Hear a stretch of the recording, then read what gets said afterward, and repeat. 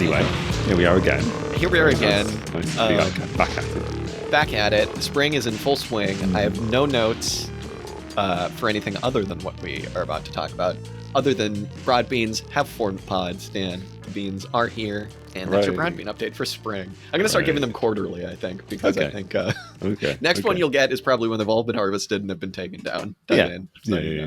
That's all you get, you goddamn scabs. Yeah. And then in autumn, it's like thinking about planting broad beans. Yeah, considering it. Maybe I should. Yeah, anyways. Yeah. My broad beans went in far too late, and they've been ravaged by slugs, and we'll see what happens. I think they're trying to flower, but they're also only 6 inches tall. So just dig them in. You know what? Cover crop. It was a cover crop. That's what it was. Yeah. Just fix the nitrogen.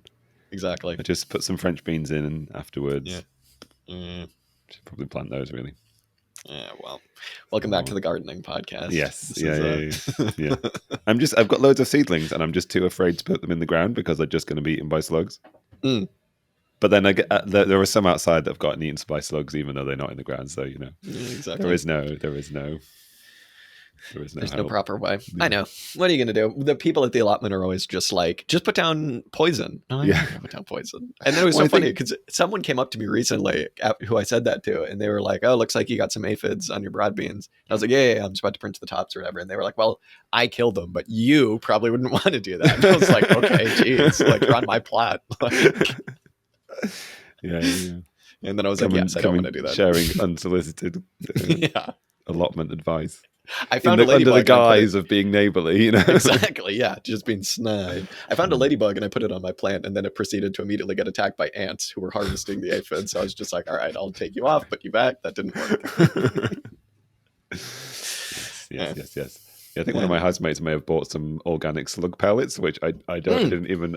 I use those. Okay, they're really good. They break down into like little hairs, and they actually work really, really well. Okay. I put them all around my sunflowers. So there you go. Okay. Top tip. I thought it might just be organic. I was basically just not going to ask any questions in case. No pesticides in this poison. I was not going to ask any questions. But... Okay, that's reassuring. Yeah. Great. Well, great. You know what, Dan? I'm going to reveal I'm more amped to talk about this reading than I have been for any reading recently. Okay. I know you were just saying, you're like, we'll see what we can actually get out of this. I'm like stoked. Yeah. I thought this ruled. We neither of us have any notes, and we're over brimming with things to say. Or exactly. I don't know whether that excitement will manifest in anything. Well, as soon as I immediately get confused trying to talk around some of the more violent implications of what he talks about here. Yeah. But I'm stoked. So longtime listeners to the show will know that early on I used to joke about being a Maoist because I think it's the funniest thing on the planet to like call yourself a Maoist when you're just like from the suburbs. That's just like so funny to me that people do that. But this is bringing me back to my roots, Dan. My fake roots, my roots that never actually existed. Which is, I stopped making that joke partially because it was running its course, and also partially because someone from Socialist Appeal actually thought I was a Maoist, which is incredibly funny. Anyway, you have to joke about being a Maoist because then you manage to escape actually having to explain your politics, just like... Well, it's just also so funny just to be like for like normies too. It's just like are you a Republican or a Democrat? I'm a Maoist. Like, oh my God. I'm preparing to fight the protracted People's War in the rural hinterland of Kent, in the suburbs of Miami I will be fighting this People's War. It's just so good. I love that. It's the funniest thing someone can do is call themselves a Maoist. Respect all the Maoists out there. It is still funny. Anyways, the reason I say that is because there are some third world undertones in this. There's some talk of people's wars, and we read something a little bit different. I teased this at the end of last week's episode because we've been doing a series that's been particularly dry, worth it, but dry, which is the Isaac Rubin book on value. And in between doing those, Dan and I need a little bit of a palate cleanser before we go back to talking about value. And so this is something that we came across when we did our episode, the Loren Goldner episode on the Spanish Civil War. He name dropped this guy and talked about him a little bit, named Abraham Guillen, who don't know too much about. I mean, I know that he fought in the Spanish Civil War, which is pretty cool, with like the CNT or something. And then he was imprisoned by Franco, and then he escaped prison. And then he went on to like move to Latin America and to help organize a bunch of different various like people's revolutionary fronts. Cool lives, as lives tend to go. And what we read is the last section of his book, Philosophy of the Urban Guerrilla, which the section is called What Can Be Done. We did it. We finally read What Is to Be Done. Yes. And basically it's his thoughts on revolutionary strategy. But the thing is because he's coming to this from like an anarchist and also like kind of like Latin American People's War kind of background, what he means by revolutionary strategy is quite different to what a lot of like global North McNair types mean by revolutionary strategy. And it's cool. It's very, very cool. That's what I'll say. So I'm stoked to talk about it. I mean, we'll see what we can parse from this in terms of what's useful, because this was written in the 70s and is incredibly dated. But there's still a lot of really some great stuff in here. Yeah, it doesn't. Yeah, when we first sort of had a little flick through it and sort of proposed it, there was some concern, I think, that maybe nothing would come of it. But yeah, there's certainly a lot in there. I had a little read of the biographical section at the beginning of this book, and as you say, that he's described as kind of like a Marxist in theory and a Bakuninist in practice, and sort of like merges the two of those. And I had worried that it would be there would be nothing politically appealing to us at all in this, but actually I think it's almost like there's actually quite a lot of parallels to McNair's revolutionary strategy. I mean, it's written for a different context, and it's probably written with a different political strategy in mind. But I feel like what it speaks to actually is like it shares a similar political strategy to McNair, but it's hypothesizing a different set of political situations in which you're attempting to achieve the same outcome. And therefore, under conditions of some kind of dictatorship, under conditions under which a bourgeois government might be trying to suppress a popular revolutionary movement, under those conditions whereby a revolution might need to be defended, conditions which McNair, I think, would openly accept as political possibilities, as outcomes of a revolutionary process. This book kind of steps in and fills in some of those blanks but along the similar strategic lines, and with, I think, very parallel political aspirations as well. Yeah, and I think the thing that's interesting to me about all of this is that like it goes to show how the experience of the working class with revolution in a place like Latin America versus somewhere like, the Anglosphere or something like Europe and North America, how radically different they are, and how because of that, like Guillen's like horizons for revolutionary activity and behavior are much bigger, and they're much broader than, say, somebody who's organizing with a trade union in France or in the UK or in America or something like that, right? Like the things that he talks about what professional revolutionaries need to do are quite different than, which, go read it for yourself because we're not going to talk about some of them, but they're quite different to what you would imagine somebody out here doing, right? And that is because of the experience that the different working classes and proletariats have had in these two spheres, right? In the imperial core versus in the quote unquote like periphery, whatever you want to call it. And because of that, I found it almost more mature. Like a lot of these things you would never find anybody considering. He's not talking about waging like a protracted people's war in the kind of like Maoist definition. He's not a Maoist. I mean, he's not a Maoist. He's just not. Exactly. Yeah. But it's funny because like throughout all of this, I was kind of comparing it to a lot of the ultra leftist stuff that we read, where they're kind of like go to the people where the struggles are and push them forward. if you compare that stuff to this is like infinitely more mature, in my opinion, because those people are basically just saying like, yeah, go and like help out, man, and like whatever way that you can push things forward. And he's like, concretely, here's what you need to do. And a lot of the things that he says you need to do would probably scare the shit out of like a lot of like so-called professional revolutionaries in the global north. And again, I think that you can just trace that back to the way that the class struggle has unfolded in these different places, because like he spends a lot of time talking about the Tupamaros in Uruguay, and it's like the stuff that they got up to is just like you would never think that that could happen in a million years in the United States, or the amount of success that they wound up attaining, right? So it's interesting. I like, yeah, I mean, he isn't like a third worldist, he isn't a Maoist, like we've said, but the kind of terrain and environment that he's operating within informs his strategy in a really, really interesting way.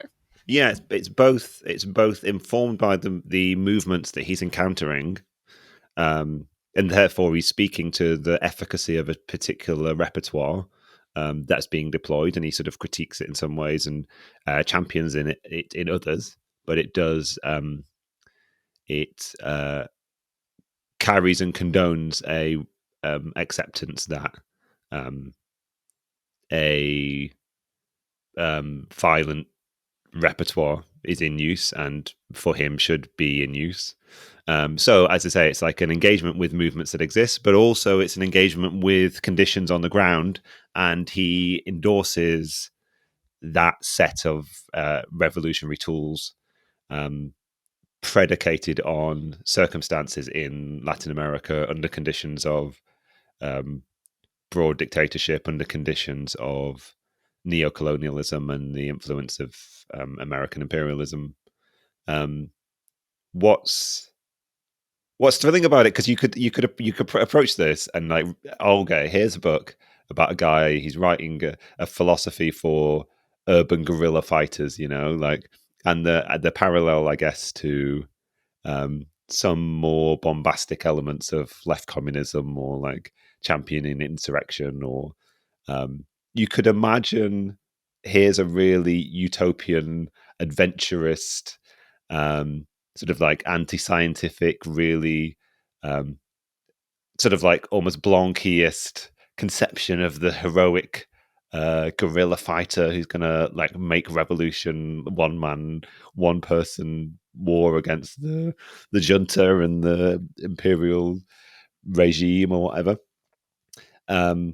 But that, I mean, that if there's one, I mean, there are multiple things that he targets, but if there's one consistent thing that he targets throughout the chapters we read in this, it's any approach to this which is utopian, adventurist, and in any way like anti-scientific. Like he's championing a really materialist, scientific approach to engaging the world in which you find it, and adapting your strategy and repertoire of tactics to that world, and in no way like is in any way like championing the heroic Che Guevara or what have you for regardless of circumstance, I guess. Yeah, all the adventurism stuff. You're right. He calls that out pretty explicitly. And I mean, I think I was like you. I was kind of expecting it to be that, which is kind of one of the reasons I was like, let's go, let's read this. This would just be funny. This would be hilarious to read. And I was like, oh, this is actually pretty good. But I mean, what he's trying to do here, right, is he's trying to understand the philosophy of how you can make a revolution. And I mean, obviously, this is the concern of like most Marxists who are interested in politics, right? It's, do you have the strategy of patience? Do you try and do entryism? Do you not? Do you enter the trade unions? Do you not? What do you do? And for him, he's kind of basically saying, form small bands of guerrillas and support like, actions wherever the people need support of, wherever that strikes or whatever. We'll get into what that actually looks like here in a sec.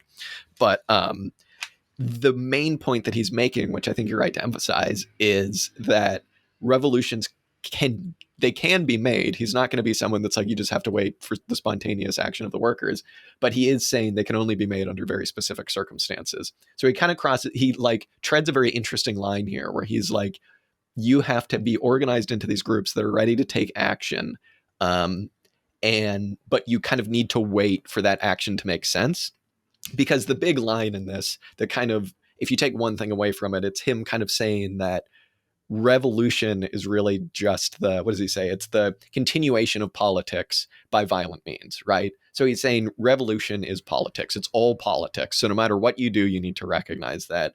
And the kind of like implication of that, which is, I suppose, kind of like the point that I'm trying to make, is that you can't just do any action and expect the people to go, hey, wow, right on, good for you. You know, you blew up a like fuel depot for the military or something like that. Like, he's making the point that you have to constantly be thinking about where the consciousness of the workers are at and what it is that they need. And those are your only guiding principles. You should be acting in accordance with what they need and what the general kind of like public opinion of the world is. And, you know, he goes through various revolutionary groups that have kind of fucked things up. And he's like, the reason that these people fell out of favor is because they were, what are the two things that he mentions? He mentions revolutionary impatience and basically actions not reflecting people's popular demands. And I think, yeah, the revolutionary impatience is kind of what you're talking about, right? It's this idea of adventurism. It's things are so bad, man. Capitalism's so terrible, man. I've read all these books. I'm going to go out and change it with like a group of guerrilla soldiers. And one human will can force the situation, you know. Exactly. Like, or even a small group of people or a vanguard party or anything like this. You know, he's basically saying meet the class where it is and push it forward. But the way in which he's talking about pushing it forward is very different than something you would get from Lenin or something that you would get from like Luxembourg or any of these kind of classic European thinkers, like right? it's philosophic. I think it is somewhat Leninist philosophically kind of thing. Like it almost does follow the kind of like go where the people are, but like I think he would probably agree with a kind of like the proletariat or what have you are in a condition of like trade union consciousness and can be moved from that to a more revolutionary outlook by a vanguard. And in a lot of ways, he talks about the guerrilla fighter as being part of a revolutionary vanguard. I think he would also acknowledge that like elements of that vanguard could be made up by intellectuals or other political movements that are not necessarily engaged in the tactics that he's talking about in this book. But yeah, it's in a lot of respects that's the strategy he's following. And like, yeah, you're right to highlight the. Well, I think coming back to what I was saying about him being like theoretically Marxist, like the base of all of his political strategy in this is like, is one like you've got to meet popular need. If you can't rally popular support to your movement, then your efforts are pointless, kind of thing. But he also speaks as if the historical conditions that have been brought about by the unfolding of history and the bringing onto the world stage of the proletariat, like he embraces a language of class alliance and the necessity of bringing classes together to sort of prosecute a revolutionary process, what potentially might be a revolutionary war. But he has a particularly privileged place for the bourgeoisie, for the proletariat, rather, in some respects, as being like a progressive force. Like he really criticizes any reliance purely on a peasantry as being the main constituency of your revolution.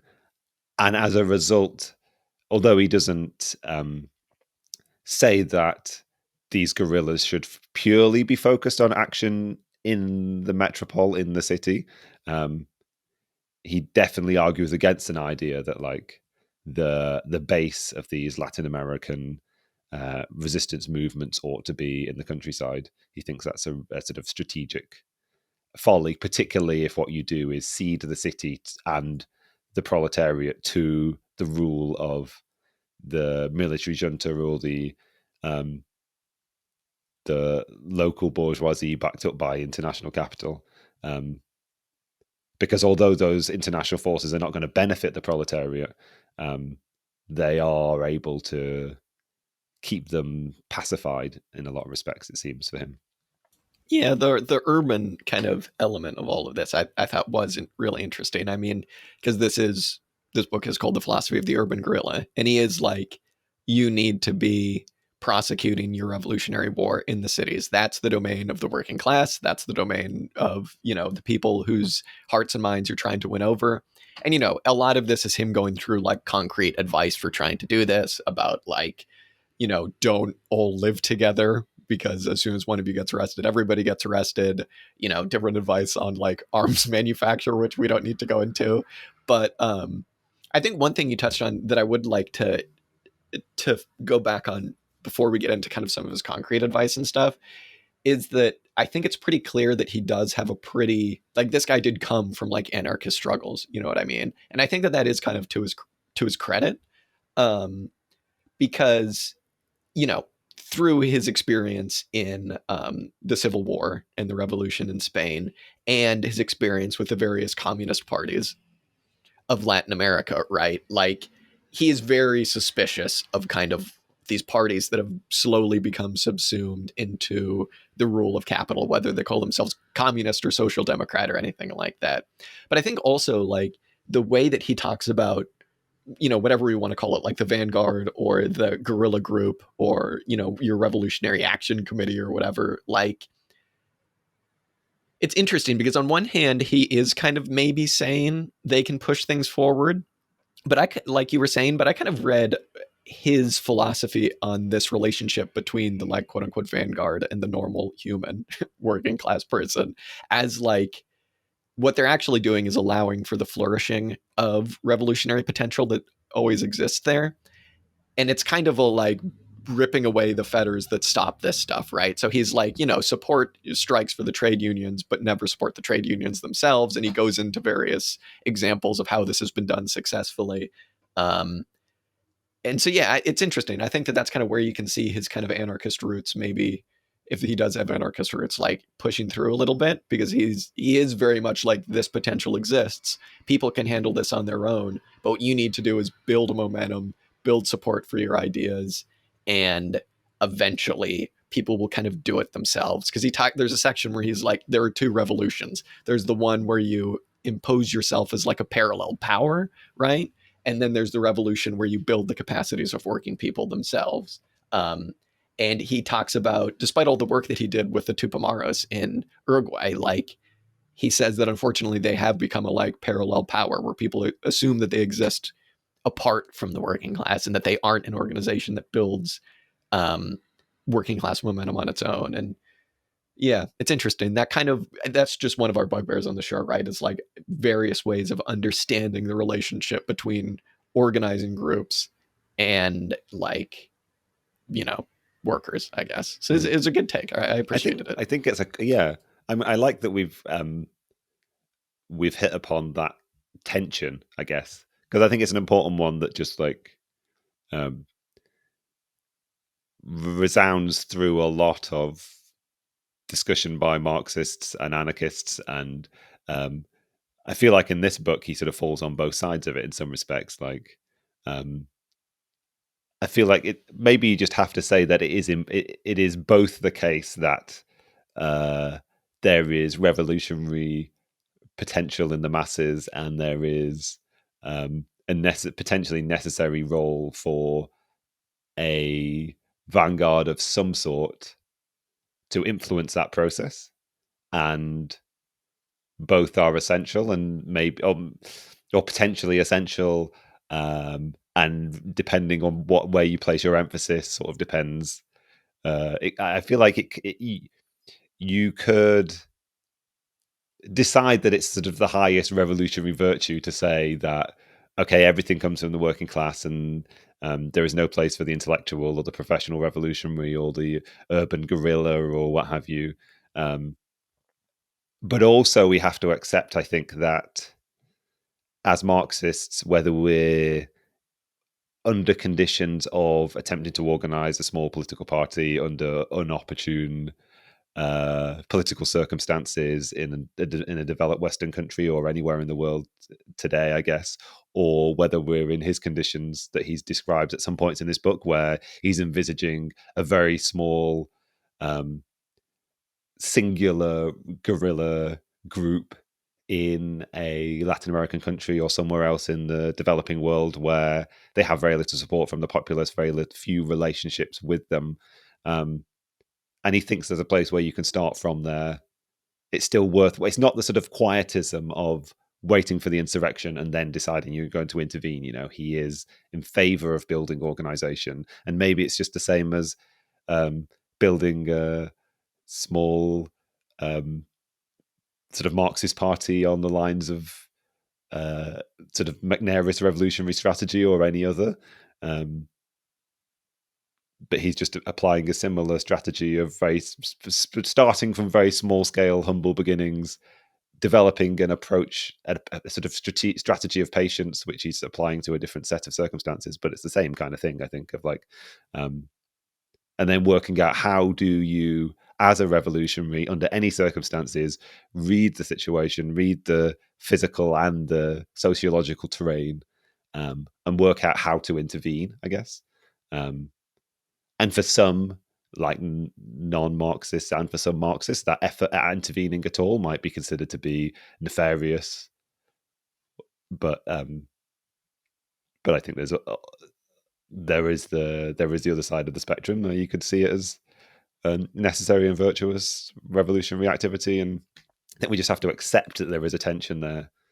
I don't know. Yeah. I mean, he does say, like we said earlier, that like one of the only ways you can really lose face is by what he calls either historical or revolutionary impatience, which is basically just the idea of going out and acting before you're ready, right? And so I don't think you're right. I don't think he really gets into too much about what the process of building up this kind of revolutionary organization looks like in kind of downtimes, right? But he is very clear that when you aren't reflecting the will of the people, whether that's socialist or not, and you aren't reflecting where the class is at historically, you're going to just lose support. Yeah. I mean, he adopts the approach that like he goes through history and he looks at the Russian Revolution in 1917, and he looks at the German Revolution in 1918, and he looks at the beginning of the Spanish Civil War and the Spanish Revolution. And in those instances, he points to economic crisis or the threat of military defeat or general instability in the social environment that's been brought about by the development of capitalism. And he really seems to imply that a successful revolutionary movement of any kind has to a successful vanguard organization has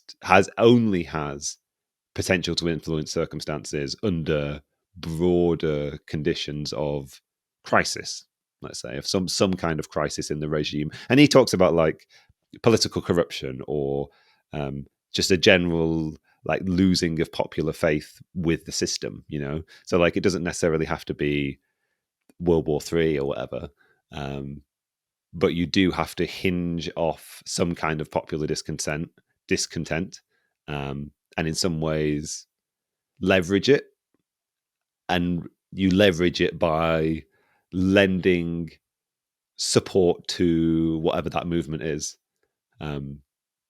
That was one of the more elucidating sections of this, when he's kind of talking about the only time he strays away from South America, so far as I remember, in the two chapters that we read, is to discuss events in May '68 and sort of like to talk a little bit more broadly about that sort of the potential of that kind of revolutionary movement. And he's quite he sort of champions the student as being quite a fundamental part of a broader sort of cross-class revolutionary constituency, and like he talks about their losing faith in the system and sort of like combining that losing faith in the system with discontent among the workers and that kind of thing. But it's sort of off the back of that he, so far as I recall, uses or describes the role that he's assigning to the urban guerrilla to kind of like support street movements, to support protests, to support strikes,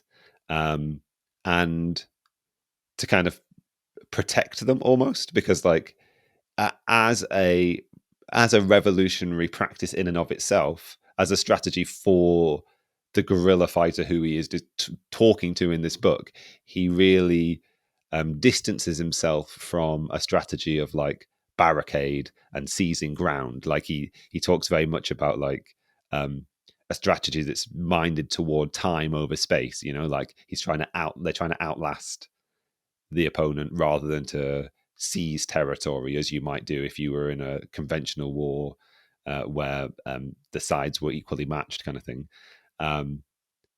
So he says the guerrilla oughtn't do that, but whether because not quite sure whether it's because this is what he actually says is the right thing to do.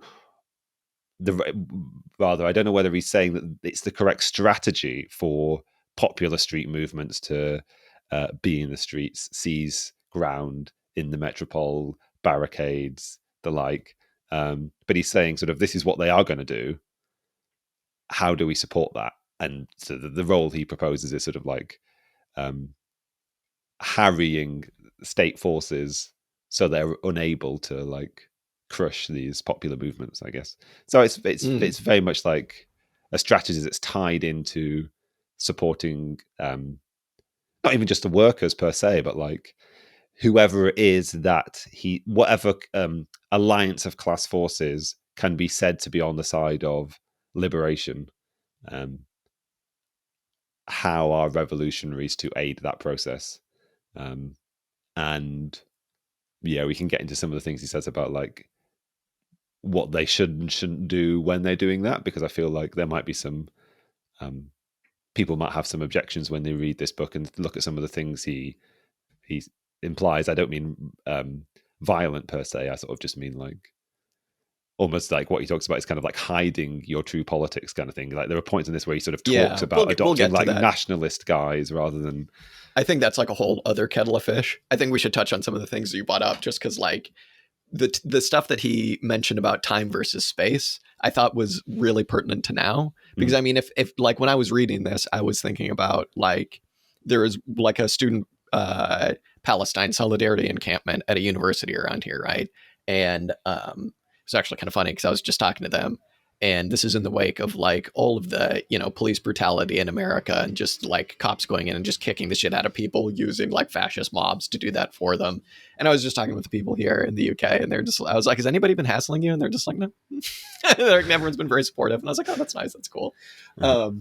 But it's interesting, right? Because on one hand, he is definitely saying like, do not set up barricades. That's like, he doesn't do this, but you could compare that to a view of warfare that the bourgeoisie still very much subscribes to, which is like, if you want to sound like an asshole, you could say like it's very Clausewitzian, right? Where it's like big force meets smaller force, big force wins, right? And this is the reason that all of the so-called like counterinsurgency tactics by the United States, by various European countries, usually wind up failing, right? All they can do is just unleash terror on the population, and they inevitably wind up losing and making those insurgencies stronger. I mean, you can look at Vietnam, you can look at whatever the fuck the war on terror is.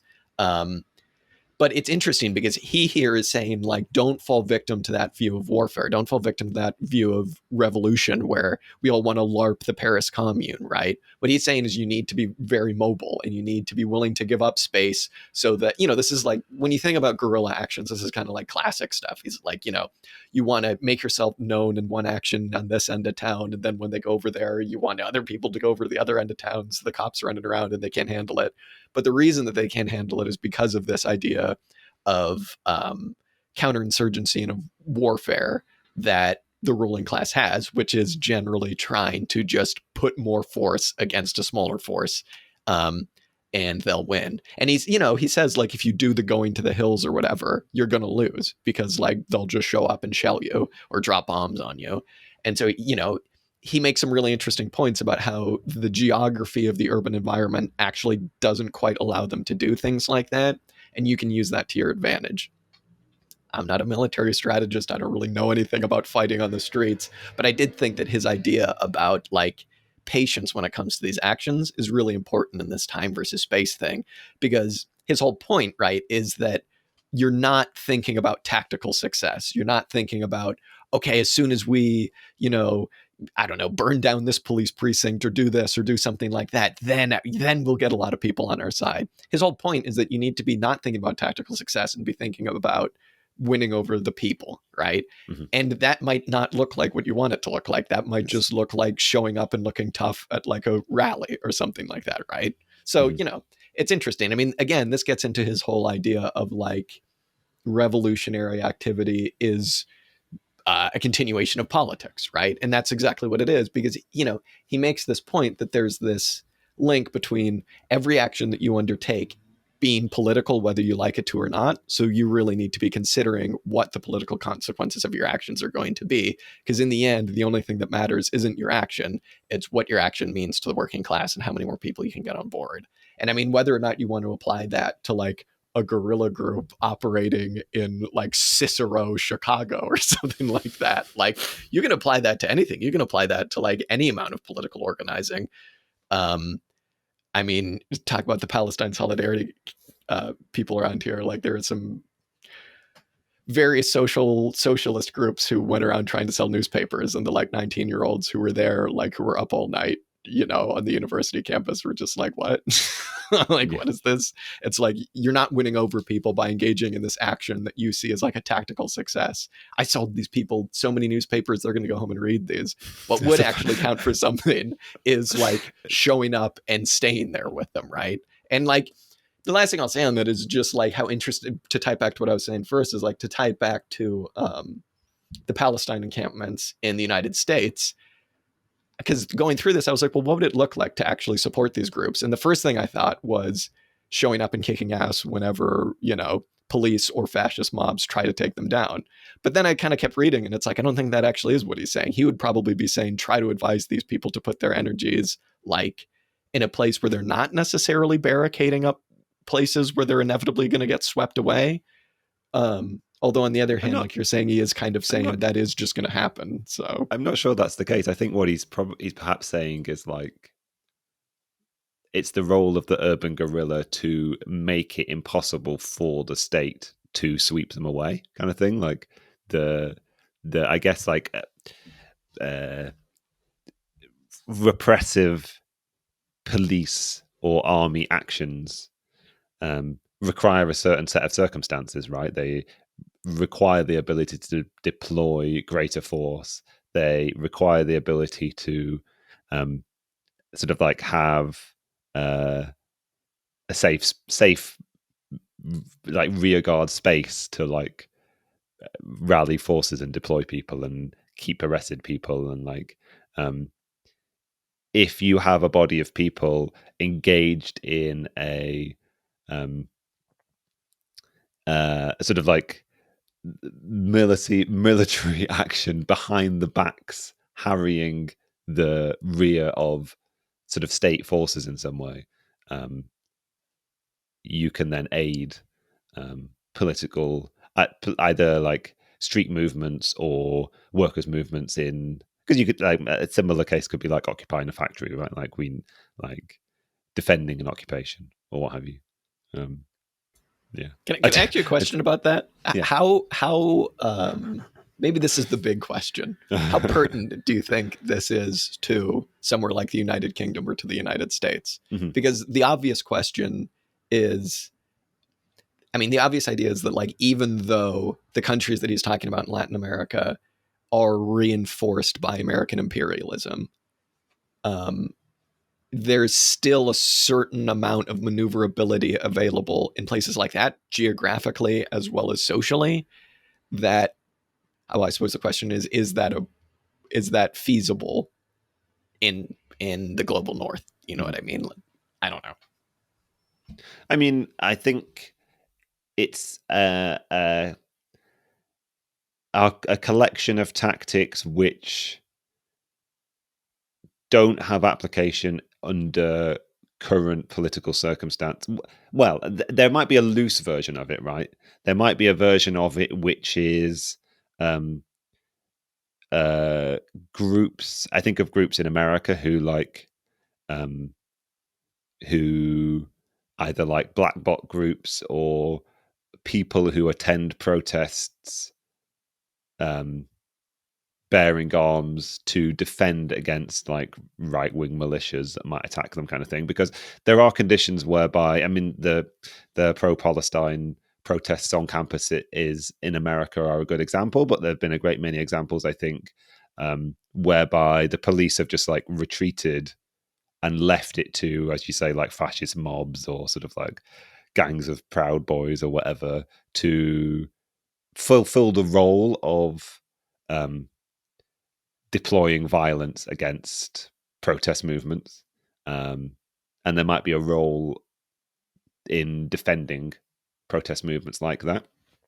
I mean, he says quite explicitly that like these sort of like the strategy and this repertoire that he's describing should only be deployed under circumstances whereby the popular will, the political will of the people is otherwise being harried, prevented from blossoming by a repressive state, right? Like, we want to organize, we want to be part of an unfolding in history of a social and political movement, a social revolution which overturns capitalism and institutes another mode of production. Now, I'm happy to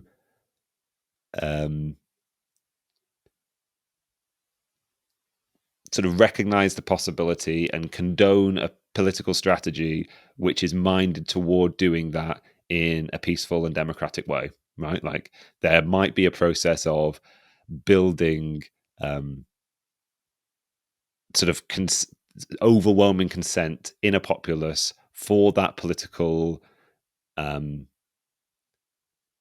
for a political party whose intention is to do that world historic deed, I guess.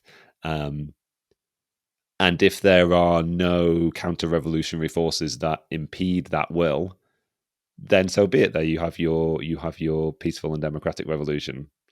Now, we know that's unlikely to happen, but we don't live under conditions whereby there's popular consent for socialism at present, and forming a militia or becoming some kind of guerrilla under the conditions that exist under Western democracies.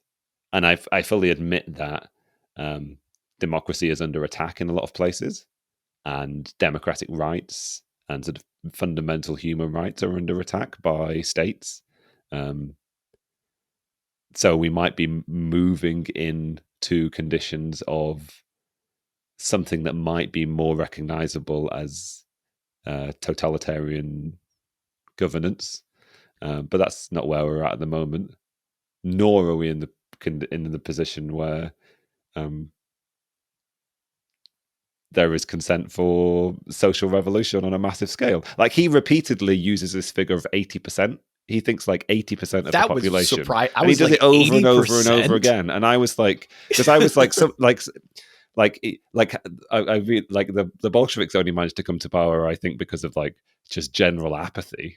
Like, surely that's the more likely outcome. Like, he's very optimistic in that respect that you can build an accumulation of class forces. Now, I don't know what kind of consent he's imagining. I don't know what kind of avowed support a person has to show for the revolution to be included in his 80%. But like a blood oath. Yeah. I don't know. Yeah. I mean, to touch on that real quick, like, I don't know where I had, when that number came up for me as well, I was like, that's insane. I was like, that's so much more than a super majority. That's like, where are you going to get that? And then part of me was like, well, I suppose obviously because of various social conditions in Latin America, there's going to be more support. But I was like, 80%? Huh? That still seems pretty fucking high. But this gets into something that you brought up earlier, which is where I put a big question mark in all of this, where I was like, where he said, you know, uh, and at times you probably shouldn't even call it socialism. Don't even bring that up. Don't even talk about it at all. Just do what people want. He doesn't say just do what people want, but that's kind of the general implication. And there was kind of like a weird implication of like tricking people, because I guess it comes from the fact that he has such faith in the social revolution's inevitable outcome. If you just build these forces, if you just help people out, the outcome will inevitably be socialism. So who cares what you call it? And I was kind of like, I was like, I mean, that it feels tricky. Like, yeah. It sounds, I think you're right though, in the sense that like his intention is not to trick necessarily, or if it is, it's because he believes that socialism is the only solution to all of the ills that he's recognizing as plaguing Latin American social and political life. Yeah, but the weird thing is that it's like, okay, sure, that's the thing that could solve everything. That's not the inevitable outcome of like guerrilla actions or any kind of revolutionary movement. See any page of a history book in the last 200 years, you know what I mean? Yeah. And so it was just like a confusing of the two things, I think. I mean, which was weird because this whole thing is him giving concrete advice and like talking about how you need to be relating to the people. But I guess it also plays into this idea that like everything is political and all of your actions are political, so you need to be treating them as such. But also like, yeah, I don't know. 80%. It's the classic kind of like sort of like Marxist socialist support for national liberation in some respects, like because the thing that really stuck with me was the kind of like, because like I feel like he does go back and forth on this. Like later in the text, he'll like condemn nationalism and he'll condemn a whole series of things. But I think it comes down to like towing this line between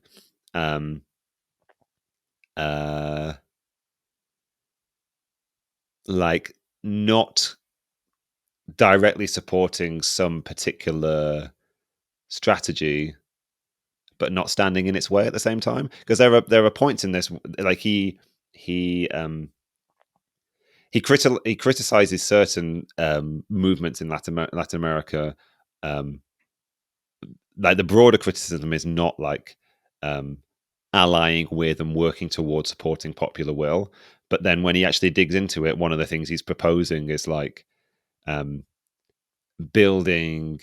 I think he's talking about Brazil, and Brazil's undergone at the time when he's writing. Brazil's undergone this massive economic boom, and a lot of that has been done. Yeah, a lot of that. Sorry. A lot of that has been done through squeezing the wages and reducing the living standards of the average Brazilian worker. And what he's condoning is supporting and even fostering, in some ways, like a strike wave, bringing back into workers' consciousness. The circumstances in Brazil at the moment are happening because of your impoverishment, kind of thing. But later on in the book, he criticizes a whole series of tactics, one of which is like the idea of the general strike. Because at that point, I was like, oh, okay, he's kind of falling into the general strike strategy, as sort of described by Mike McNair as being like the left of the Marxist movement, sort of like broader political repertoire. And then much later on, he sort of like criticizes that, and he criticizes that not because that is a bad tactic, but just that can't be your strategy, kind of thing. I don't know why I went down this line of whatever. I think fair enough. It's funny because you're right. He does kind of parallel McNair in a lot of different ways, which I do think is really funny, because it's like, yeah, I don't know. You wouldn't consider this guy to be like McNair. I mean, he even talks about the continent-wide revolution as the only way that a revolution can succeed. Yeah. I mean, he there is specifically talking about its relationship to imperialism, because he is talking about Latin America, right? Very cool. Well, cool, is that the right word? When he was like, so look, you have a guerrilla group, and then you eventually win more success through your concrete actions. Then you get an army of liberation. Then you combine all of those on a continent-wide scale, and then that impoverishes America, and then they have their revolution. Yeah, then you attack the Pentagon. One of the names of the chapters was something like taking on the Pentagon, and I was like, let's go. This is like peak 1970s, like Marxist literature. This is really good. But I don't know. That is something I think worth pausing on, is the relationship that the revolution in the periphery, the relationship that has to the core countries, where the proletarians are obviously much more conservative because for their living standards, they rely on the super exploitation of workers in, the global South, whatever you want to call it. I mean, it's interesting. I mean, I know I've heard a lot of people kind of talking about the idea of like, as the American empire slowly degrades, which, kind of waiting for a large scale bit of evidence on that front. But like, as that slowly begins to happen, what that's going to leave room for is the radical proletariat movements in places like Latin America, right? And he's kind of turning it on its head, where he's actually kind of like giving agency to the people of Latin America by saying, look, you make the revolution yourself, and then it will eventually spread to other parts of the world, in America, Europe, whatever. And the kind of funny thing too is he is like, but you might think once the Marines land, how are you going to defend the revolution then? He's basically like, in the same way that you fought the cops. He's like, never fight them all at once, run around like crazy. As long as you have your revolution on a continent-wide scale, there aren't enough Marines in the world to stop you. And I was like, okay, now we're kind of falling into like McNair levels of optimism. Like, it'll just happen. It's fine. Yeah, I hadn't realized until you pointed it out there, the sort of like grandiosity of his scope that kind of goes from a bunch of guys get together and form a militia or whatever, boys, all the way up to like we've built a continent-wide revolutionary army, and we sort of like to take on America. Yeah. I mean, I also did appreciate toward the end of the second chapter, when he's sort of actually like delving really deeply into sort of global political and economic trends that will affect this unfolding revolutionary process as he's describing it. And he lends this hypothetical like alliance of South American countries. He lends them a whole bunch of advice. One of them is to like have nothing to do with the Soviet Union because of its like acquiesced to a sort of like entente with the West, I guess.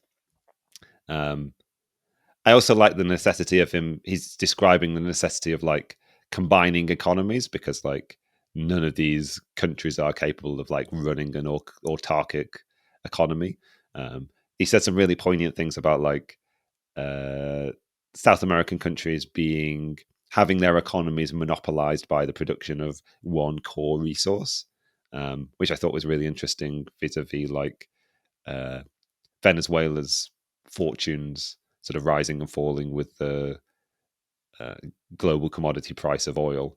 And so he's sort of pointing out in a lot of ways, like, even if you liberate your country, it's still going to be locked into global economic trading relationships unless you can create a big enough block whereby you can like survive separate from the capitalist world, which, as you say, is very similar to McNair talking about sort of like a European-wide revolutionary process, I guess.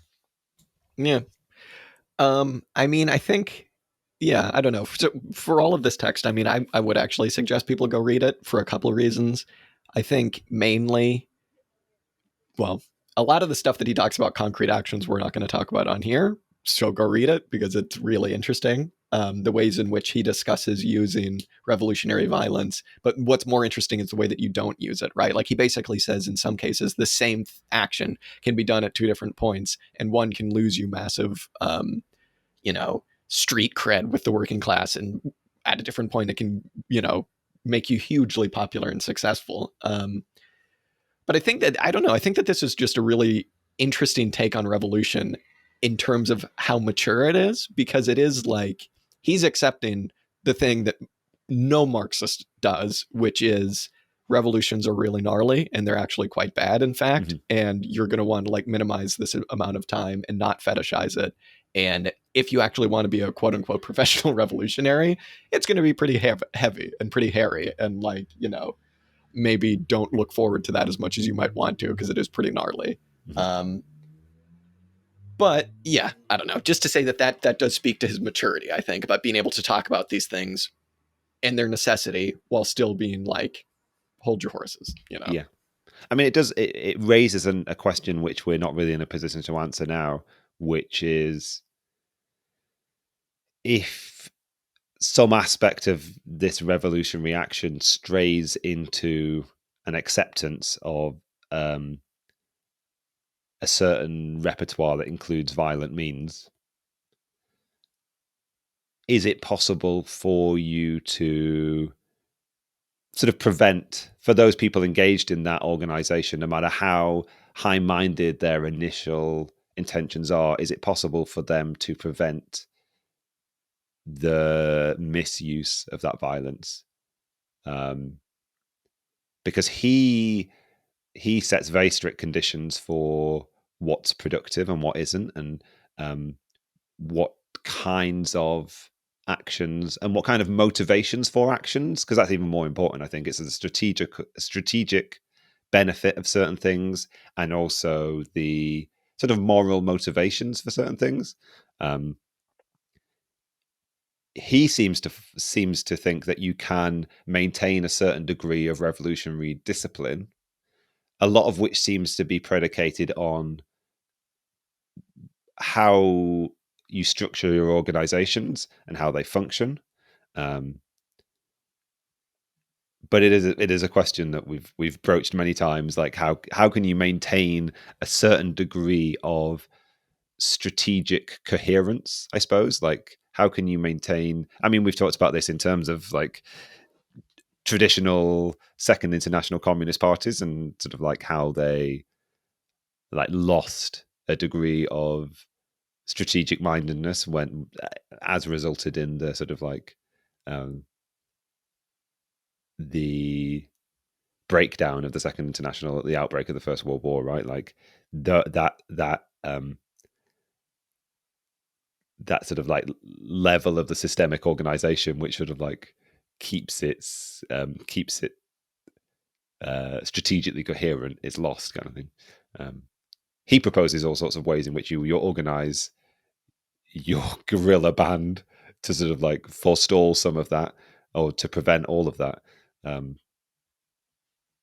But yeah, a lot of it is, and it comes that then comes down to like, is violence ever justified? Like he. I mean, a lot of it comes down to it falls back on the anarchist. Like, I don't know, just make everybody elected. Because he's like, and if somebody fucks up, that's fine. But if they fuck up again, they're out. Two strikes. Two strikes, exactly. Yeah. I mean, he's like, don't ever like, you should rotate your leadership. Like nobody should be in charge for more than 2 years, kind of thing. Like, everything should be organized on a sort of like devolved level, I guess, where powers and decisions are made at the lowest possible like necessary area, I guess. And also just the relative autonomy of these bands, right? Like at least in the early going, he's saying not only is that just good practice to make them autonomous and answerable to themselves, but he's like, it's actually a strategic necessity. He brings up like 5 times in here. He's like, and don't live together, which I thought was really funny. He's like, I don't know if guerrillas have like a predilection for all living in the same free love compound or what, but he brings it up like 5 times. But the point, right, is that he's saying it makes it harder to track you down. It makes it harder to disrupt your organizations, and it will actually make you more successful in your actions if you're just operating independently and autonomously. Yeah, some kind of line like living separately, acting together. Or yeah, exactly. Yeah, he's like, he really likes that. I just love it. He's like, you live uptown during the day, and then you go downtown to do revolution. It's like, it's so funny. I don't know. And then he talks a little bit, he doesn't use this word, but he talks about how there is kind of a dialectical relationship between the revolutionaries and the workers that they represent. Because he says, if you're going into this and you're just some adventurous anarchist or Marxist or something, you're going to be like, here I go, I'm going to do the revolution for the class. But he's basically saying, the class, obviously, yes, they need these guerrilla groups to push their struggles forward / maybe just allow them to happen. But the reverse of that is just as true, where he's saying the revolutionaries actually need the proles to direct them and like to act as their canary in the coal mine, I suppose, insofar as does doing this action lead to what it is that we want, which is an actual growth of a popular movement. And like I said, not tactical success. So that relationship between the two is really interesting. And I mean, insofar as like this is the philosophy of the urban guerrilla, that was the most philosophically useful part of all of it, which was you represent these people, they represent you. And like, you know, don't forget it. And it's like, okay, yeah, great. I've just been reminded of the analogy you made earlier between the like a tactical success in some kind of guerrilla campaign, not necessarily marrying up to an actual strategy, and comparing that to the tactic of successfully selling a whole load of newspapers, not really like, marrying up to any kind of like revolutionary strategy as well. We did it. We sold the newspapers. Yes. We didn't make any money because people just took them for free. How heroic we are. All right. Yeah, what are you gonna do? I really liked this, honestly. I did like it. And I mean, I think I was trying to figure out the reason I liked it so much, other than it just being like fun. And maybe it's because I'm just reacting to the value theory that we've been reading. But like, I think, I don't know, these are serious questions that like revolutionaries in I keep saying it, but like the global north or whatever, like need to grapple with. And it was interesting because it's like, when we talk about like successful revolutions in Europe or something, it's like a lot of them have been what you're saying, Dan, where it's like a lot of apathy and like big talk about social democracy. And then just kind of like, I guess we'll just step in here. Don't mind if we do. Or in the case of Spain, which is like, was back then kind of like semi on the periphery of Europe, like an actual like guerrilla campaign, all of this stuff. But like when we talk about actual successful revolutions in Latin America or in certain parts of Africa or in like Southeast Asia or something like that, it's quite a bit different, and it's quite a bit more mature, and it's quite a bit gnarlier. You know what I mean? And so, yeah, I'm always a bit suspicious of anybody who's like, God, I can't wait for the revolution. Let's just do the revolution. Because it's like, that kind of sounds shitty. It sounds like it's going to really suck for everybody, you know? So we'll see. Yeah. Yeah, I really hadn't thought about it in that language until talking to you now, but I really appreciate the idea of it being mature, right? It's just sort of a very adult take. And the other takeaway I have is just it's so clearly minded to being scientific and not being idealistic, which is a similar thing, but equally valid, I guess, or vital. So, yeah. I went to buy this book on like World of Books or whatever, and there was like one copy that was like £250 for a paperback. So I went on the Discord, our Discord, and I was like, hey, does anybody have a PDF copy of this? Because I can't find it online. And within like 15 seconds, 3 people were like, I have one. I was like, yes. People. Excellent. People hoarding this like revolutionary philosophy. Yeah. Love it. It'd be interesting. I was also kind of thinking, I mean, this is a whole other topic, but I was interested in just like how this marries up with the analysis that we read in Hinterland, because in a lot of this, he's talking about the dichotomy between the urban environment and the rural environment, which existed then in Latin America and in some circumstances still does, obviously. But like that was kind of the dichotomy that what's his name, Phil Neal, was trying to get past, where he was like, that doesn't really actually exist. And where there are rural areas, you're actually better. It would be better to use phrases like hinterland, near hinterland, whatever, and the kind of like urban core or whatever. But I just kind of was having a bit of fun with that, like replacing like when he's like, when you go to the mountains, when you go to the hills, it's like go to like, you know, timber country in Washington. It's just like, it's very funny. Run to the hinterland. I thought that was really good.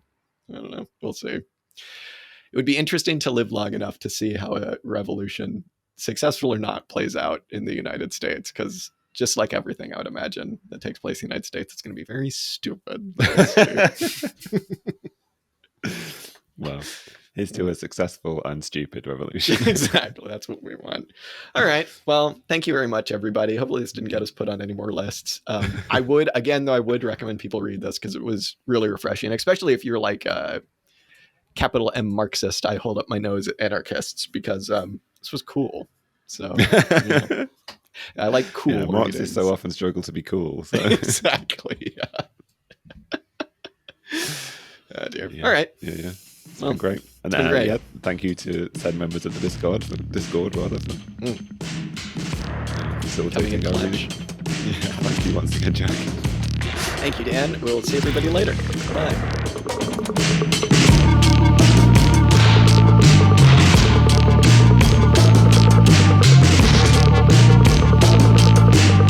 Hey everybody, Jack here.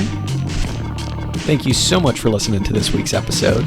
The song that you heard on this episode is Music to Kill Bad People To by King Gizzard and the Lizard Wizard. You can go ahead and check this song out much more on their Bandcamp at kinggizzard.bandcamp.com. If you want to go ahead and get in touch with us, chat shit, tell us that we're wrong, whatever you want to do, you can go ahead and do that at auxiliarystatements@gmail.com. You can just send us a message there. Or you can get in touch with us on Twitter, on Discord, on Instagram. You're a smart person. You can find these places. We got a YouTube. We post stuff there as well. Sometimes we stream. Thank you so much for listening. Till next time.